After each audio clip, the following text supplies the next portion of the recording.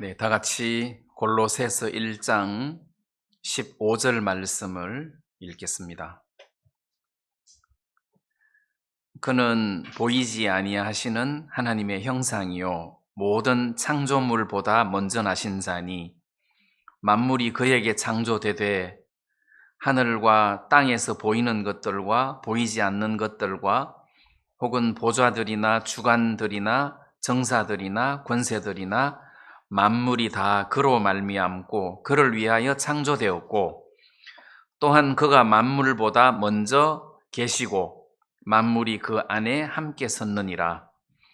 그는 몸인 교회의 머리라. 그가 근본이요 죽은 자들 가운데서 먼저 나신 자니 이는 친히 만물의 으뜸이 되려 하심이요 아버지께서는 모든 충만으로 예수 안에 거하게 하시고 그의 십자가의 피로 화평을 이루사 만물 곧 땅에 있는 것들이나 하늘에 있는 것들을 그로 말미암아 자기와 화목해 되기를 기뻐하심이라.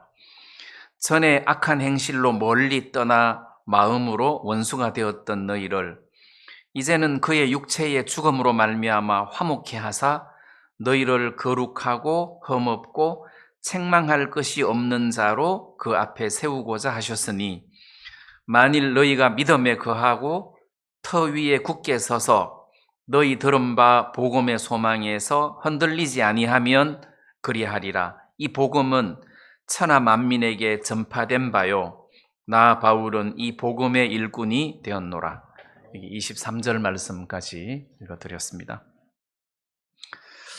제가 지난 주간에 이 골로새서 1장 9절 이하의 말씀을 전하면서 사도 바울이 골로새 교회를 위하여 기도한 내용들을 잠깐 말씀드렸습니다.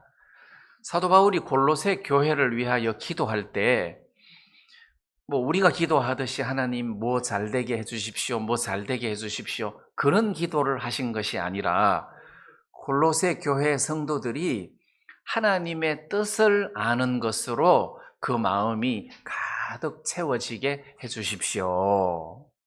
그리고 열매를 맺으면서 자라게 하시고 하나님을 아는 것으로 자라게 해주십시오. 그리고 하나님 당신의 능력으로 골로새 교회 성도들을 강하게 해주십시오.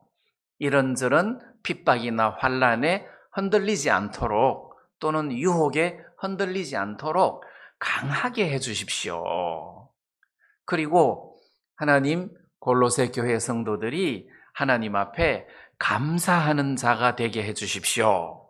자, 그러면서 그 감사의 조건을 그 다음에 흑암의 권세에서 건져내사 그의 사랑의 아들의 나라로 옮기셨느니라. 자, 그 이야기를 하면서 흑암의 권세에서 그의 사랑의 아들의 나라로 옮겼다는 이야기가 구체적으로 뭘 의미하느냐 하면 1장 14절에서 그 아들 안에서 우리가 구속 곧 죄 사함을 얻었도다. 자, 이렇게 이야기를 하고 있단 말입니다. 그의 사랑의 아들의 나라로 옮겼다. 흑암의 권세에서 건집을 받았다. 이 말은 죄 사함을 받았다는 거지. 그 아들 안에서 그 아들 예수 그리스도의 십자가의 공로를 통해서 우리가 죄 사함을 받음으로 죄인에서 의인으로 마귀의 권세에서 하나님의 나라 안으로 이렇게 우리가 바뀌었다. 이런 은혜를 입게 되었다. 그래서 우리가 하나님 앞에 감사하는 자가 되기를 바란다. 자, 이렇게 말씀하신 것입니다. 자, 그러면서 그 바울의 기도 내용 중에 하나님의 뜻을 아는 것으로 채우게 하시고 또 하나님을 아는 것에 자라게 해 달라. 자, 이런 기도를 했는데 오늘 이 15절 말씀부터 읽었던 이 본문 말씀에 보면 하나님이 어떤 분이신가 그것을 우리들에게 여기서 좀 자세하게 설명을 해주고 있습니다. 하나님을 아는 것에 자라게 해달라. 또 하나님의 뜻을 아는 것으로 채우게 해달라. 그러면 과연 하나님은 어떤 분이고 하나님의 뜻이 뭔가, 이걸 이제 오늘 15절부터 좀 구체적으로 자세하게 설명을 해주고 있다, 이렇게 보시면 될 것 같습니다. 그래서 15절에서는 그는 보이지 아니하시는 하나님의 형상이다. 자, 여기서 그는 그 아들 안에서 우리가 구속 곧 죄사함을 받았도다 할 때, 그 아들 안에서 우리가 죄사함을 받았다. 그 아들, 그가 누구냐? 그분은 바로 보이지 아니하시는 하나님의 형상이다. 자, 여기서 그는 예수님을 가리킵니다. 그럼 예수님은 어떤 분이냐? 보이지 아니하시는 하나님의 형상이다. 이게 무슨 뜻이냐 하면, 하나님은 안 보이잖아요. 하나님은 우리 눈으로 볼 수 없는 분이잖아요. 근데 볼 수 없는 하나님이 볼 수 있도록 육신을 입고 이 세상에 나타나신 하나님이다, 이런 의미예요. 그는 보이지 아니하시는 하나님의 형상이다. 자, 우리가 말하는 하나님은 안 보이는 하나님이에요. 근데 눈으로 볼 수 있는 하나님, 손으로 만질 수 있는 하나님이 있는데, 그분이 바로 그 아들이신 예수님이다, 이 말이에요. 자, 그러면 눈에 보이지 아니하시는 하나님이 우리 눈에 보이는 모습으로 나타나신 분이 예수님이다. 고로 예수님은 곧 하나님이시다, 이런 의미라는 거죠. 자, 그러면서 모든 창조물보다 먼저 나신 자다. 이게 모든 창조물보다 먼저 나셨다는 말은 이 모든 창조물을 창조하기 전에 계셨다, 이런 분으로서 이분이 곧 창조주다, 이런 의미예요. 제일 먼저 만들어진 피조물이다, 이렇게 해석하시면 안 됩니다. 자, 여기서는 모든 창조물보다 먼저 나신 자다. 어떤 창조물이 만들어지기 전에 이미 그분은 있었다 해서 그분이 곧 창조주다, 이런 의미예요. 자, 그러면 하나님께서 눈에 보이는 형상으로 예수님을 이 땅에 보내신 것은 우리를 구원하시기 위함이라는 겁니다. 자, 그래서 여러분들이 알다시피 요한복음 1장에 보면 태초에 말씀이 계시니라. 자, 태초에 말씀이 계시니라, 하나님이 계시니라, 이렇게 안 하시고 태초에 말씀이 계시니라. 이 말씀이 하나님과 함께 계셨으니 이 말씀이 곧 하나님이시니라, 이렇게 돼 있단 말입니다. 그러니까 태초에 말씀이 계시니라, 이 말씀이 곧 하나님이라고 했으니까 태초에 하나님이 계셨다.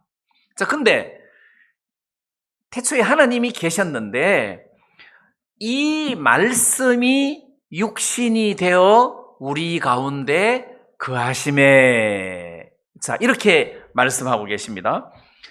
말씀이 육신이 되어 우리 가운데 거하시니까 누굽니까?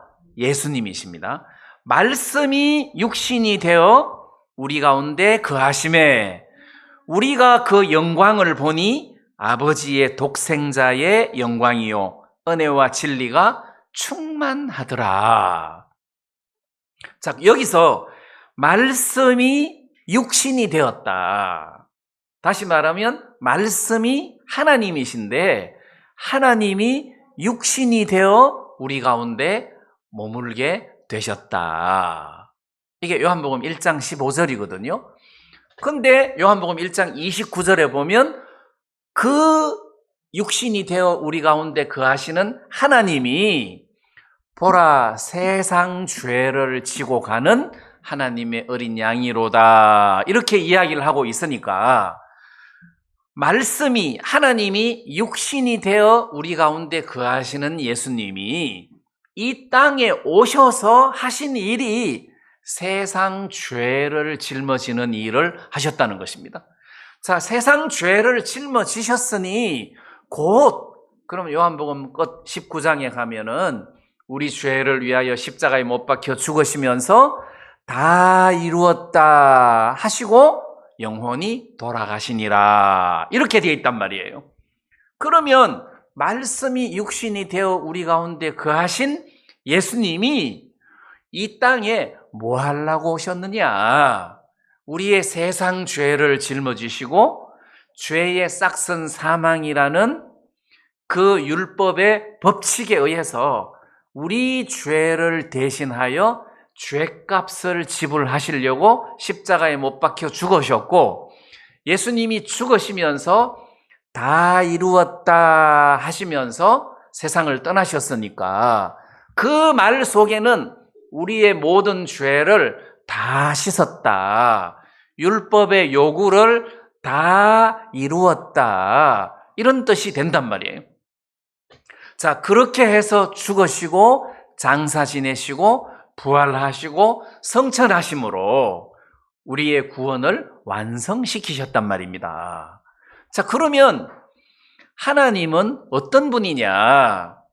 하나님은 우리를 너무 사랑하셔서 눈에 보이지 아니하시는 우리를 창조하신 하나님이 죄악에 빠진 우리를 위하여 육신을 입고 세상에 오셔서 우리의 죄를 대신 짊어지시고 대신 형벌을 받아주신 분이다. 이걸 지금 여기서 설명을 하고 있단 말입니다. 그러면 바울이 골로새 교회 성도들에게 너희들이 하나님을 좀 알았으면 좋겠다, 하나님을 아는 것으로 마음에 좀 꽉 찼으면 좋겠다. 어떤 하나님? 너희를 창조하신 하나님이다. 이 모든 만물을 만드신 하나님이다. 그리고 우리가 마귀에게 속아서 죄를 짓고 하나님을 멀리 떠나 하나님하고 원수가 되었을 때, 우리가 죄 가운데 있을 때, 흑암의 권세 아래에 있을 때 하나님은 우리를 사랑하셔서 우리를 거기서 건져내시려고 육신을 입고 이 세상에 나타나셔서 세상 죄를 짊어지시듯이 우리의 죄를 짊어지시고 대신 대속물이 되셔 죽으심으로 우리를 구원하신 하나님이다. 그걸 여러분들 마음속에 좀 가득히 채워서 알기를 바란다. 이런 기도를 바울이 이 골로새서를 통해서 골로새 교회를 위하여 했다. 자, 이렇게 우리가 보시면 될 것 같습니다.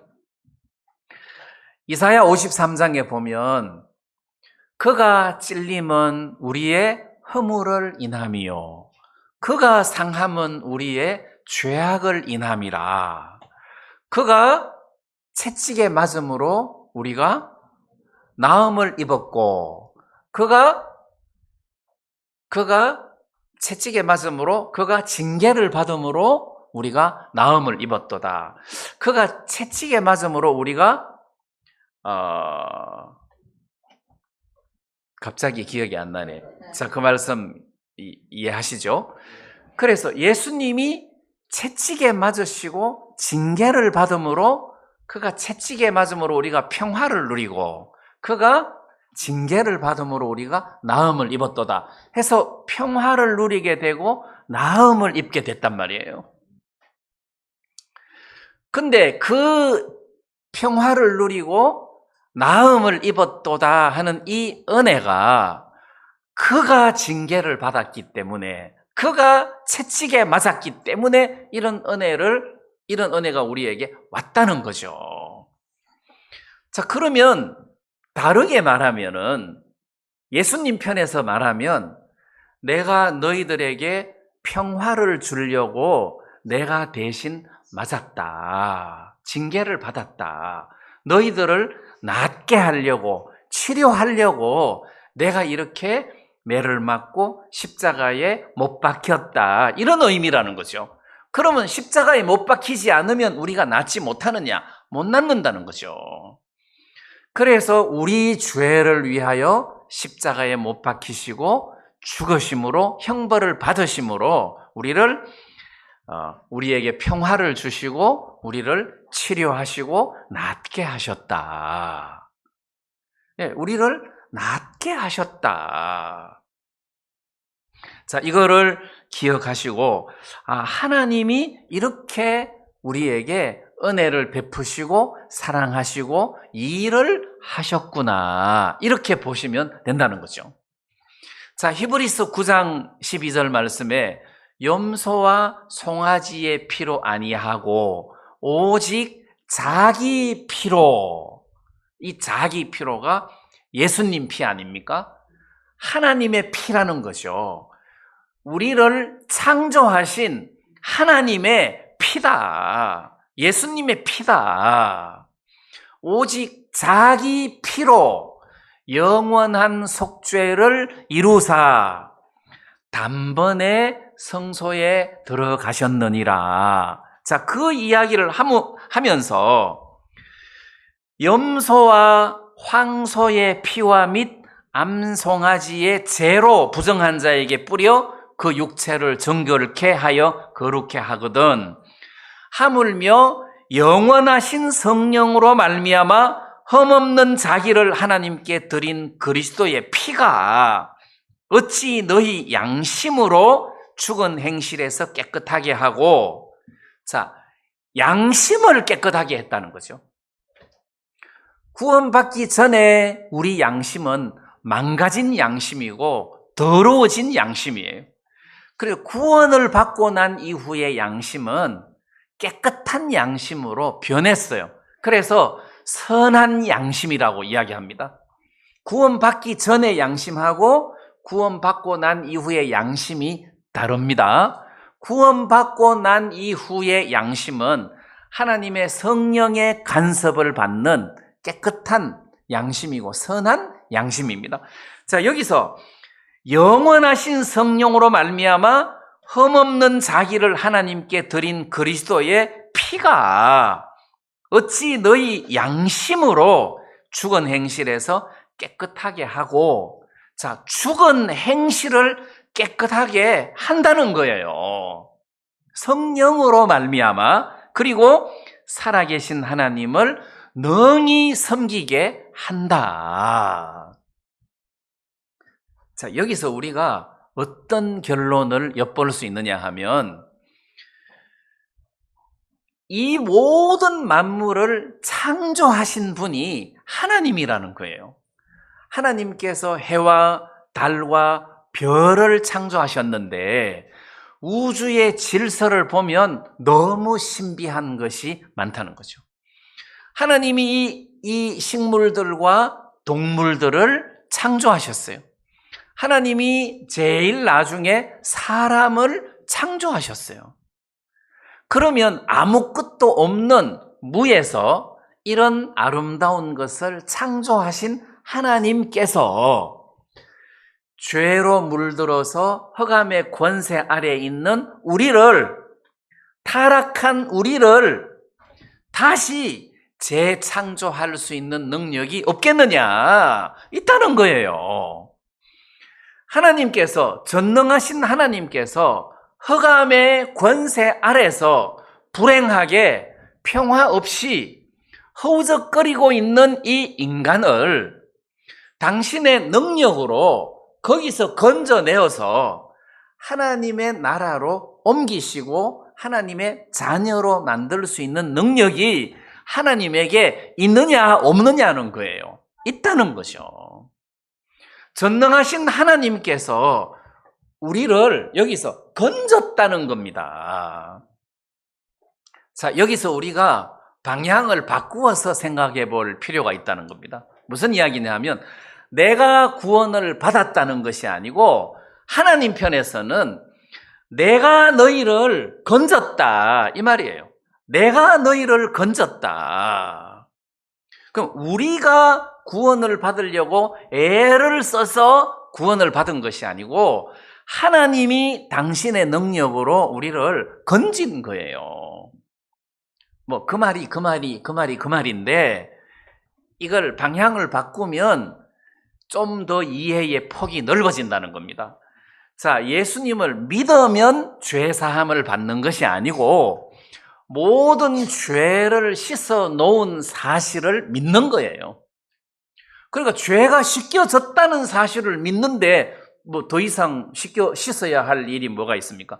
이미 씻겨진 사실을 믿는 거예요. 근데 보통 우리는 이걸 믿으면 죄사함을 받는다 이렇게 이야기를 하는데, 좀 구체적으로 말하면 예수님께서 당신의 피로 우리의 모든 죄를 눈처럼 깨끗하게 씻어 놨다는 것을 믿는 거예요.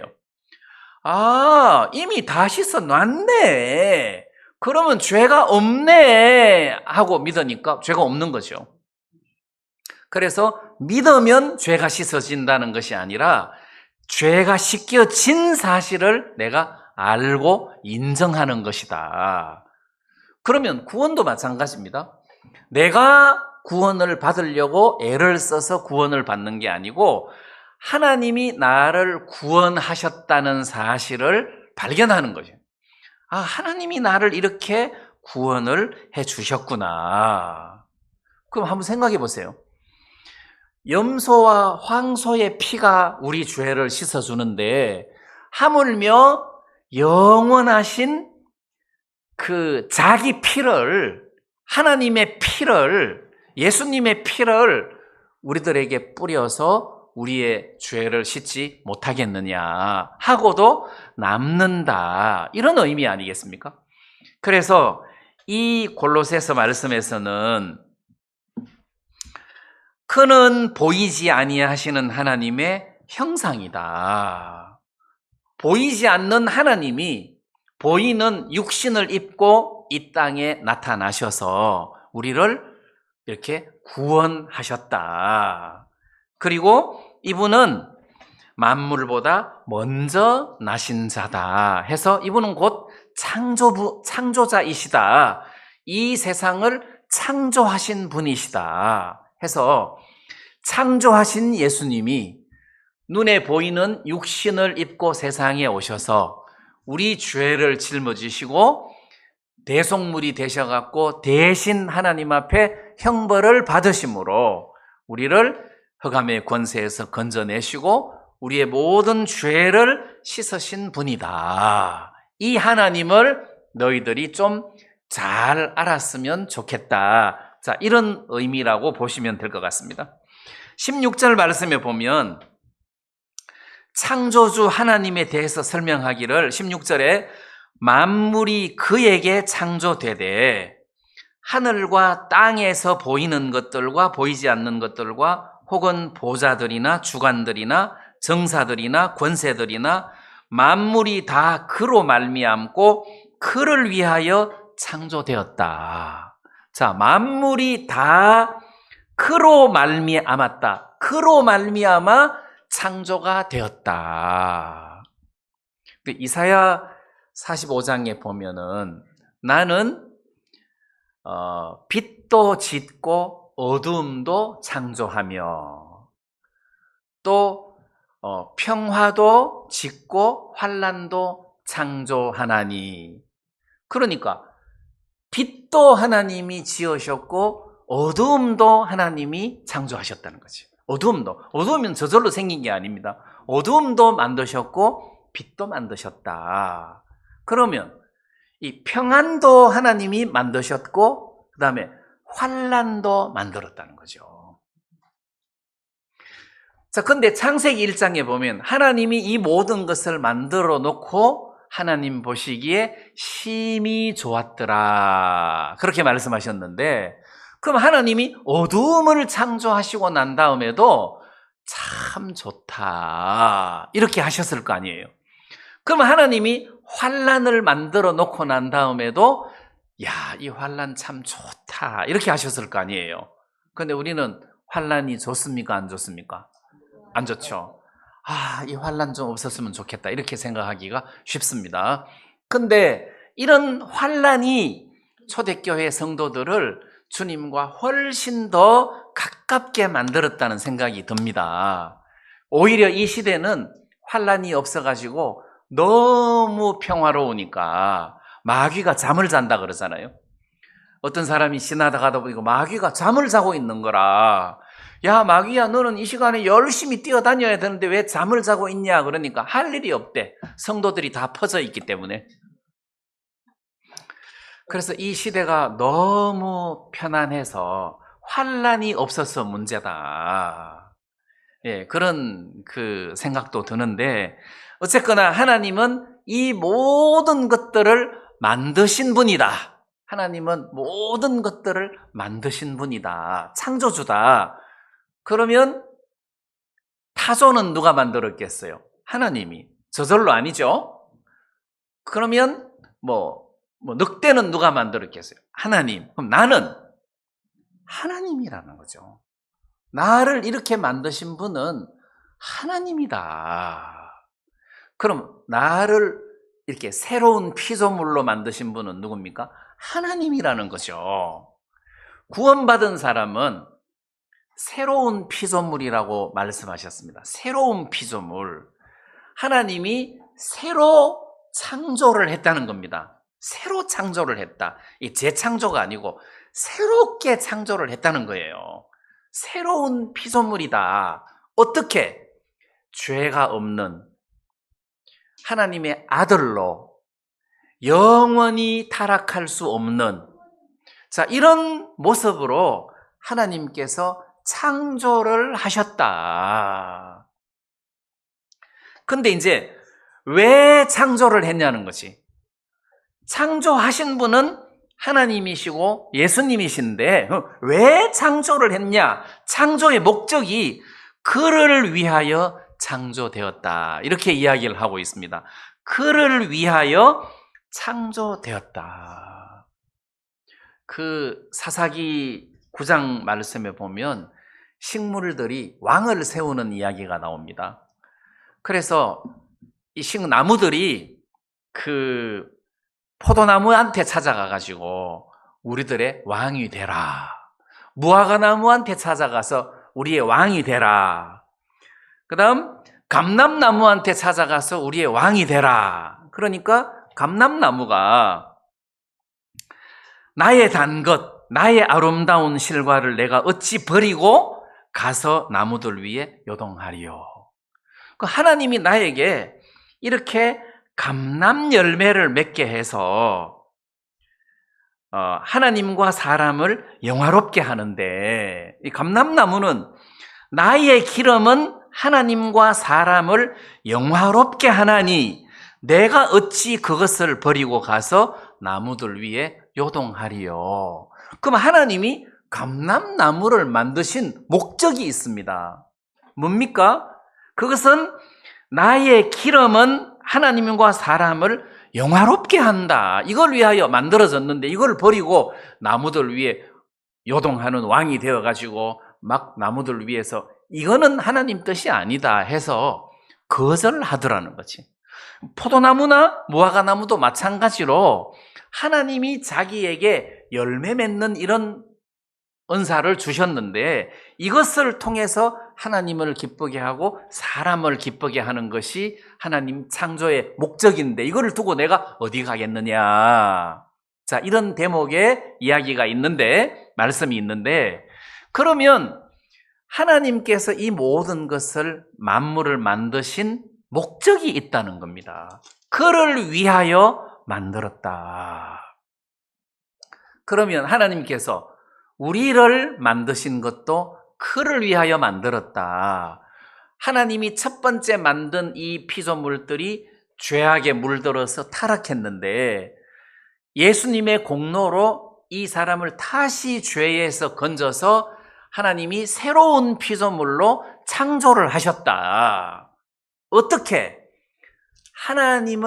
그러니까 그를 위하여, 하나님을 위하여 창조하신 것이다.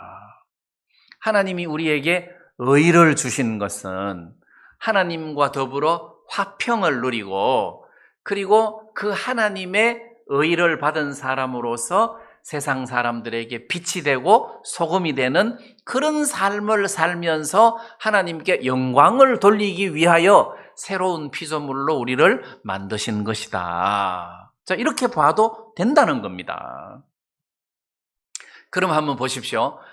여러분들이 아는 삼손, 힘이 굉장히 센 삼손, 이 삼손, 하나님이 삼손에게 힘을 주셨는데 왜 주셨겠습니까? 블레셋 사람들에게 고통을 받는 이스라엘 백성들을 거기서 구원하라고 그 큰 힘을 준 것 아니겠습니까? 근데 삼손이 그 큰 힘을 믿고 그 들릴라를 사랑하고 기생을 사랑하고 그러면서 그 하나님의 뜻에서 어긋나는 삶을 사는 것을 우리가 볼 수 있는데 그렇게 해서는 안 된다는 것이, 하나님이 우리를 창조하신 목적이 있다. 그 목적은 그를 위하여 사는 것이다. 그를 위하여 창조되었다. 그럼 엘리 제사장, 험리와 비느하스 제사장, 그런 직분을 하나님이 그들에게 주신 목적이 뭐겠습니까? 하나님을 예배하고 섬기고 제사를 드리고 백성들에게 율법을 가르치고 이런 것들을 위하여 직분을 주었는데 그들이 직분을 오남용하여 간음하고 제사를 멸시하고 자기 육신을 섬기는 이 일에 직분을 사용하였으므로 하나님을 슬프게 하고 하나님을 진노케 한 것 아니냐. 그래서 16절 말씀, 골로새서 1장 16절에서는 그로 말미암고 그를 위하여 창조가 되었다. 그래서 우리가 내가 사는 삶의 목적은 그를 위하여 사는 거다. 그를 위하여 사는 것이 내가 이 땅에 존재하는 목적이다. 구원받은 사람으로서 내가 왜 세상에 사냐? 그를 위하여 산다. 어떻게 그를 위하여 사냐? 그 구체적인 것은 놔두고라도 목적은 그를 위하여 사는 것이다. 자, 우리가 이거를 기억하시고 하나님께 영광을 돌리고 감사하고 하나님을 위하여 이런저런 그런 목적을 설정해 놓고 우리가 신앙생활을 하면서 사는 것이 삶의 목적이다. 그걸 우리가 좀 기억할 수 있었으면 좋겠습니다. 내가 집에서 화분으로 화초를 키웁니다. 왜? 꽃 보려고. 내가 거름을 주고 나무를 가꿉니다. 왜? 열매를 보려고. 그럼 꽃을 보고 열매를 보려고 내가 나무를 키우고 꽃을 키우는데 꽃도 안 피고 열매도 안 열리면 어떡하겠습니까? 뽑아버리죠. 내가 기대하는 목적에서 어긋나니까 뽑아버린다는 겁니다. 그런데 내가 기대하는 목적에서 꽃이 피고 열매를 맺으면 더 많은 꽃을 피우게 하려고 거름도 주고 벌레도 잡아주고 사랑하고 가꾼단 말이에요. 마찬가지입니다. 여러분들이 하나님 목적에 부합된 삶을 살면 하나님께서 여러분들을 더 귀하게 여기시고 거름을 주고 벌레를 잡아주고 환경을 좋게 하고 꽃과 열매가 많이 맺도록 하나님이 그렇게 해주지 않겠느냐는 겁니다. 그래서 그를 위하여 창조되었기 때문에 그를 위하여 사는 삶이 곧 나를 위하여 사는 삶이다. 자, 우리가 그렇게 기억하시고 주를 섬기는 이런 삶을 내 삶의 목적으로 설정해야 될 것 같습니다. 그 다음 이제 1장 17절 말씀에 또한 그가 만물보다 먼저 계시고, 자, 이 말은 아까도 말씀드렸던 것처럼 그가 만물보다 먼저 계신다는 것은 그분이 바로 창조주다, 이런 말입니다. 그가 창조주다. 이 그는 하나님의 아들 예수님을 지금 말씀드리는 겁니다. 먼저 계시고 만물이 그 안에 함께 섰느니라. 자, 만물이 그 안에 함께 섰느니라. 이 말도 참 재밌는 말입니다. 만물이 그 안에, 예수님, 그러니까 예수님의 손 안에서 서 있다, 이런 뜻입니다. 만물이 그 안에, 그의 능력 안에, 그의 계획 안에, 그 손 안에서 만물이 서 있다. 그럼 예를 들면 지구가 태양의 둘레를 지금도 뭐 시속 30만 킬로미터로 계속 태양의 둘레를 공전하고 있는데, 기름을 떼가지고 이렇게 돌려고 하면은 얼마나 기름이 많이 들겠습니까? 근데 뭐 인공위성 이런 것들도 뭐 100년씩 1000년씩 수명이 있는 게 아니라 길어봐야 4년 5년밖에 안 돼요. 근데 이 지구는 뭐 1000년 2000년 계속 똑같은 속도로 태양의 둘레를 공전하고 있는데, 뭐 빨리 갔다가 늦게 갔다가 이게 아니잖아요. 그리고 그 공전하다가 안코스를 먹는다든지 바카코스를 먹는다든지 그렇게 안 하고 항상 그 궤도를 벗어나지 아니하고 그 궤도를 계속 돌고 있단 말입니다. 질서라는 거죠. 누군가가 잡고 있다는 뜻입니다. 지구만 그러는 것이 아니라 달이 지구 둘레를 돌고 지구가 태양의 둘레를 돌고 또 태양이 또 뭐 한 우주 행성을 중심으로 돌고, 이렇게 이 모든 행성들이 질서정연하게 움직이는 것이 그가 잡고 있다는 거죠. 그래서 그들이 서 있다는 겁니다. 그러면 내가 지금 태양을 이야기하는 것이 아니라 우리를 이야기하고 있는 거예요. 오늘 우리가 이렇게 건강하게 서 있고 예배를 드릴 수 있는 것은 그 안에서 함께 서 있는 거다, 이렇게 보시면 된다는 것이죠. 그분이 우리를 잡고 있기 때문에 서 있는 거다. 자, 하나님께서 구약 성경에 히스기야 왕에게, 병든 히스기야 왕에게 내가 너를 낫게 하겠다, 네 생명을 15년을 연장시켜 주겠다 해서 15년을 더 살았잖아요. 그럼 우리는 보약 먹으면 한 5년 더 살 수 있습니까? 그건 아니고 하나님 손 안에서 내 수명이 정해져 있다, 이렇게 보는 것이 성경적일 것 같습니다. 맞죠? 예, 뭐 보약 먹는다고 그런 것이 아니라 그 안에서 함께 섰느니라, 그 안에 우리가 함께 서 있다. 자, 여기서 우리가 좀 다르게 생각해 볼 필요가 있는데, 그 안이라는 말은 예수님 아니에요. 그 안에서 구속 곧 죄사함을 받았도다 했으니까 우리가 믿음으로 예수 안으로 들어간 거예요. 그러면 내가 믿음으로 예수 안에 들어가기 전에는 어디 있었습니까? 그 바깥에 있었어요. 지금은 그 안에 서 있는데 그 바깥에 있었다는 거지. 그분 바깥에 있었다. 그분의 사랑 바깥에서 우리가 불행하게 살았다. 근데 이제 그 안으로 들어왔다. 자, 이런 의미입니다. 그 안으로 들어왔다. 무슨 이야기를 하려고 하느냐 하면, 이 지구에서, 그러니까 이 지구의 중력을 일로 봤을 때 달나라에 가면 중력이 6분의 1밖에 안 된다는 거예요. 6분의 1밖에 안 된다. 그럼 내가 60kg다. 그럼 달나라에 가서 재면 10kg밖에 안 된다는 거지. 그래서 우리 집 사람은 체중 줄이려고 많이 애를 쓰는데 달나라로 가면 체중이 10kg밖에 안 되니까 뭐 걱정할 게 없습니다. 중력이 그만큼 작다는 거죠. 그러면 달나라에 가서 뛰면 피곤하겠습니까? 안 피곤하겠습니까? 물론 산소가 있다고 치고 안 피곤하다는 거지. 왜냐하면 중력이 6분의 1밖에 안 되기 때문에 그냥 설설 걸어가도 막 팍팍 뛰어가는 것처럼 6배나 빠르단 말이에요. 그러니까 뛰어가도 피곤치 않다. 그러니까 그 안에서 뭐 달나라 가면 그러듯이 그 안에 들어가면 힘들지 않다는 것이. 왜? 중력이 세상하고 다르다는 겁니다.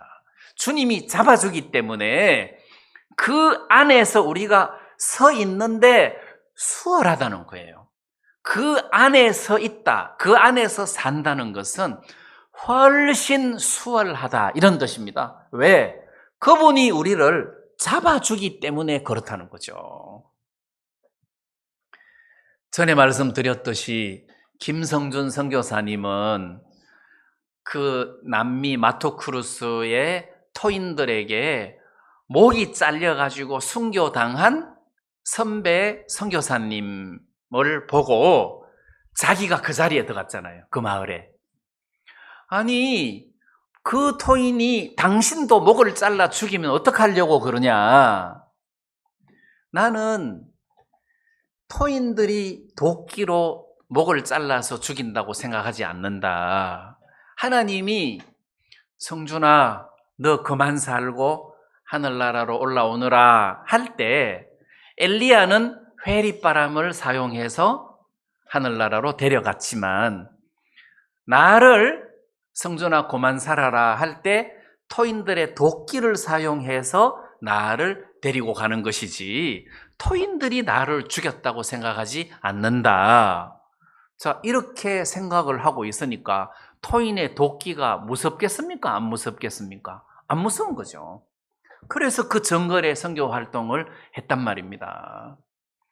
그러면 저 사람이 암 때문에 죽었다. 그렇게 하면 안 되고 하나님이 암이라는 도구를 사용해서 나를 데리고 가셨구나.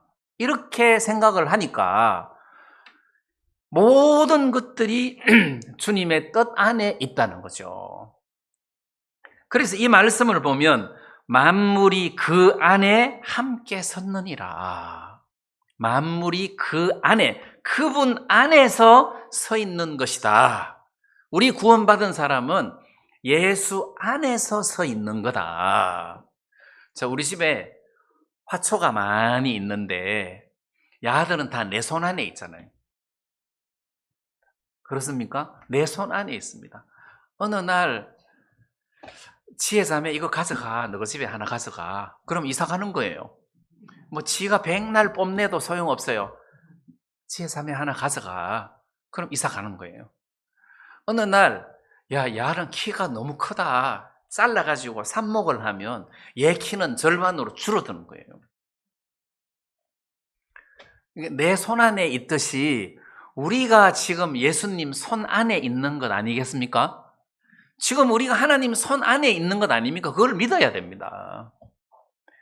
내 인생을 내 멋대로 내가 알아서 움직이는 것 같이 보이지만 하나님 손 안에 있다. 그 만물이 그 안에 함께 섰느니라. 자, 이렇게 우리가 말씀하고 있습니다. 자, 18절 말씀에 보니까 그는 몸인 교회의 머리라. 여기 그는 했으니까 예수님입니다. 몸인 교회의 머리다. 자, 몸이라고 이야기를 하고 교회라는 이야기를 하는데 우리를 이야기하는 겁니다. 이게 골로새 교회를 말하는 겁니다. 그는 했을 때 이 그는 예수님이다가 아니라 그는 보이지 아니하시는 하나님의 형상으로서 이 땅에 오셔가지고 우리 죄를 짊어지시고 십자가에 대신 못 박혀 죽으시면서 우리의 죄를 영원히 씻으셔가지고 흑암의 권세에서 사랑의 아들의 나라로 옮기셨고 그가 이 모든 세상을 창조하신 분으로서 그가 우리의 머리다. 이 말이에요. 그가 우리의 머리다. 했으니까 이 그는 몸된 교회 머리를 할 때 이 그를 뒷받침해 주는 이 그 대명사를 뒷받침해 주는 것들이 앞에 여러 구절들이 있단 말입니다. 교회의 머리다. 여기서 머리라고 말하는 그 의미는 머리다. 이 말은 몸과 머리다. 이거는 가족 관계를 이야기하는 겁니다. 가족이다. 하나다. 이런 뜻입니다. 몸과 머리가 이분될 수 있습니까? 없잖아요. 하나다. 이 머리다는 말은 하나다. 가족이다, 이런 의미가 있습니다. 또는 남편이다. 나를 위하여 자기 목숨을 내어놓을 만한 남편이다. 나를 만드신 남편이다. 자, 이런 의미가 포함되어 있습니다. 동남아의 어떤 나라는 이제 자식이 태어나잖아요. 자식이 많이 태어나면 그 중에 한 명을, 똑똑하고 공부 잘하는 한 명을 골라가지고 온 가족이 걔를 밀어준대요. 대학까지, 유학까지 가도록. 그래가지고 이 애가 한국에 와서 취직을 하면 돈을 벌어가지고 이 가족들한테 붙인대요. 돈을 붙인대. 그럼 이 가족이 얘 때문에 또 먹고 사는 거예요. 그러면 한 명만 잘 골라가지고 뭐 한국 같은 데 취직을 시켜가지고 돈을 벌게 하면 온 가족이 다 산다는 거라. 예, 이 한 사람을 막 밀어줘가지고 잘 되게 해준다는 거죠. 그러면 가족이 돈을 잘 못 벌어도 얘가 한국에서 돈을 잘 버니까 얘가 꼬박꼬박 번 돈을 자기들한테 붙여주니까 그걸로 사는 거 아니에요.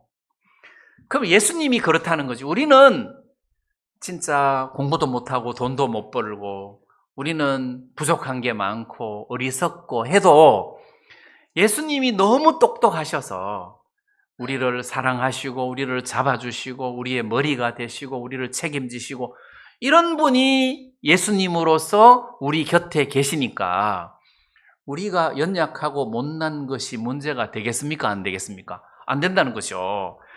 엄청나게 많은 권세를 가진 세상의 권세자들이 나를 핍박한다 하더라도 내가 겁먹을 필요가 있겠느냐? 없다는 거예요. 왜?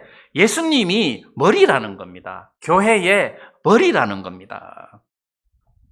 그래서 우리는 겁먹을 필요가 없다. 이분이 나의 머리다. 겁먹을 필요가 없다. 보스가 누구냐? 예수님이다. 그 마귀가 쩔쩔 맨다는 거죠. 그는 교회의, 몸된 교회의 머리다. 자, 그 다음에 그가 근본이요.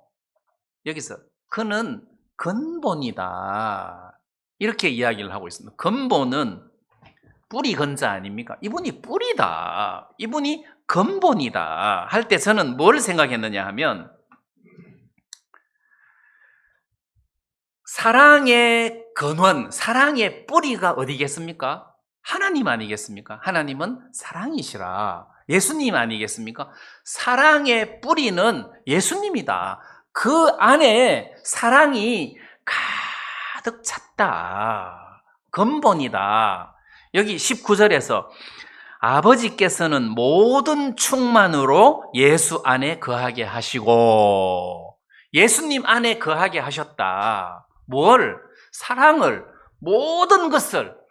예수 안에 사랑이 가득 찼다. 이거 사랑의 근본이 예수님이다.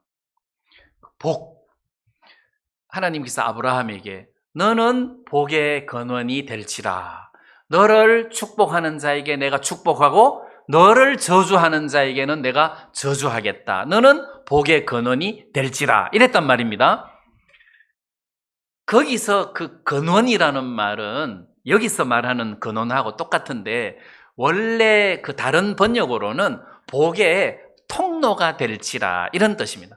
그 아브라함이 복의 근원이 아니고 근원은 하나님이고 통로라는 거지. 너는 복의 통로가 될 것이다. 아브라함은 근원이 될 수 없어요. 예수님이 하나님이 근원이다 이 말이에요. 아브라함은 통로예요. 그러면 예수님이 복의 근원이고 우리는 그 복을 흘러받고 또 이 복을 흘려주는 통로라는 거지. 물론 통로도 복을 받는 겁니다. 왜? 근원으로부터 내가 먼저 받고 이게 철철 넘치니까 넘어가는 거죠. 통로란 말입니다. 자, 그래서 그가 근본이다. 복의 근본이다. 그럼 복 받으려면 어디로 가야 되겠습니까? 예수님 앞으로 가야죠. 예수님 앞에. 나는 좀 쉬고 싶다. 안식. 그럼 안식의 근원이 어디겠습니까? 하나님이다. 예수님이다. 그럼 안식을 하려면은 예수님 앞으로 가야 된다. 예수님을 만나야 거기서 안식을 얻을 수가 있는 거다. 이게 그가 근본이다. 그럼 의의 근원은 어디겠습니까? 의의 근원도 예수님에게로 가야 된다. 그래서 이 그가 근본이다. 이 말 속에는 어마어마하게 많은 것들이 숨어 있는 단어라는 것이죠. 예수 안에 사랑이 있고, 예수 안에 안식이 있고, 예수 안에 소망이 있고, 예수 안에 권세가 있고, 힘이 있고, 예수 안에 의의가 있고, 사랑이 있고, 모든 것이 예수 안에 가득 차다. 그런데 이분이 우리들의 머리다. 이분이 우리의 남편이다. 하니까 연약한 나를 쳐다볼 것이 아니라 이런 예수님을 쳐다보면서 소망을 가진다는 뜻입니다. 자, 그래서 그가 근본이요 죽은 자들 가운데서 먼저 나신 자니, 부활이죠. 죽은 자들 가운데서 부활하신 자다. 친히 만물의 으뜸이 되려 하십니다. 예, 이분이 만물의 으뜸이다. 어떤 최고라는 뜻이죠. 으뜸이다, 최고다. 자, 이분이 전능하신 분이다. 자, 이렇게 하나님은 어떤 분이냐? 하나님을 좀 알았으면 좋겠다. 우리를 구원하셨고 이제는 교회의 머리가 되시는 분이다. 그분이 모든 것의 근본이고 으뜸이다. 하나님께서 모든 충만으로 예수 안에 거하게 하셨다. 자, 이렇게 이야기를 하고 있습니다. 자, 여기서 우리가 로마서 6장을 한번 인용해 볼 필요가 있는데, 왜 로마서 6장에 보면은 이런 말씀이 있습니다. 로마서 6장 6절에 우리가 알거니와 우리 옛 사람이 예수와 함께 십자가에 못 박힌 것은, 이 함께라는 단어가 있습니다. 우리 옛 사람이 예수와 함께 십자가에 못 박혔다.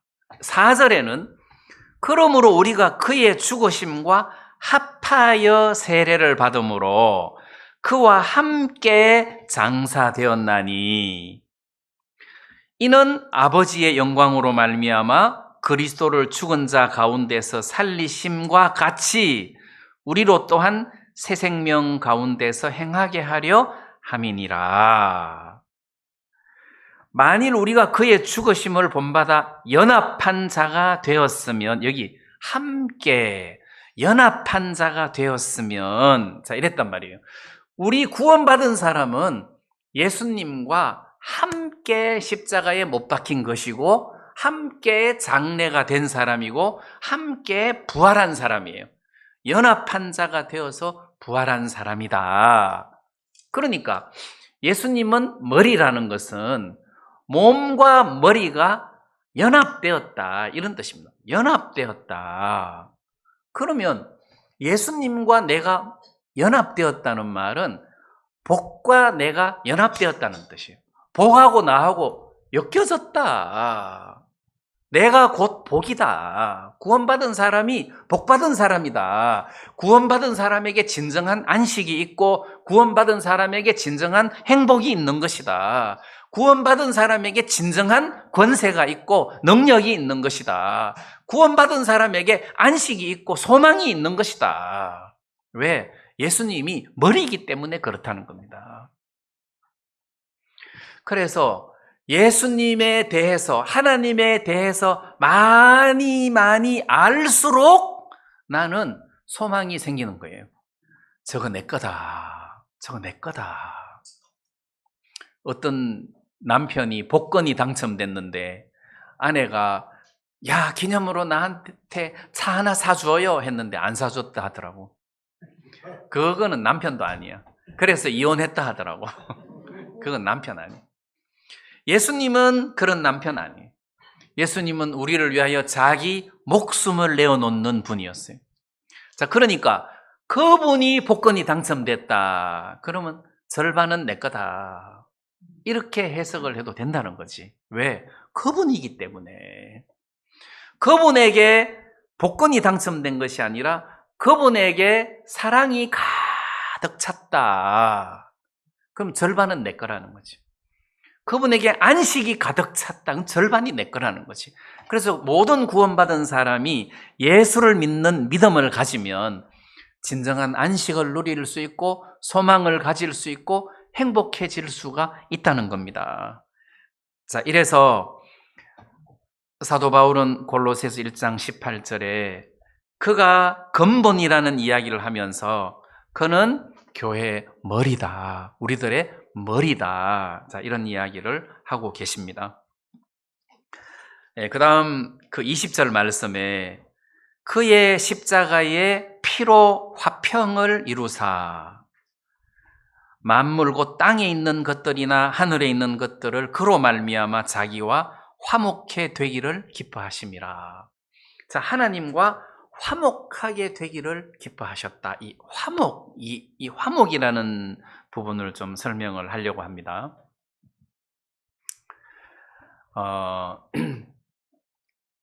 예를 들어 가지고 그 마태복음 7장에 그 귀신 쫓아내고 병 고치는 사람들이 예수님 앞에 나아가서 주여 주여 우리가 주의 이름으로 선지자 노릇하고 주의 이름으로 귀신을 쫓아내고 주의 이름으로 많은 권능을 행치 아니하였나이까 하고 말할 때 그때 예수님께서 말씀하시기를 내가 너희를 도무지 알지 못하노니 내게서 떠나가라 하시니라 이렇게 되어 있어요. 거기에 지옥에 가라, 불못에 들어가라 이렇게 안 하고 내게서 떠나가라, 떠나가라. 그러니까 나를 떠나가라 이게 저주예요. 그게 지옥에 간다는 뜻이나 불못에 들어간다는 뜻이나 나를 떠나간다는 것 자체가 저주고 불행이라는 겁니다. 그러면 탕자가 아버지를 떠나서 먼 나라로 갔다. 이게 저주라는 겁니다. 그 다음에 골로새서 1장에서도 전에 멀리 골로새서 1장이 아니고 그가 우리를 흑암의 권세에서 건져내사 사랑의 아들의 나라로 옮기셨으니 이 말은 멀리 있던 우리를 이쪽으로 다시 끌어오는 것으로 화목을 지금 설명하고 있는데 이 화목의 반대가 멀다는 뜻이에요.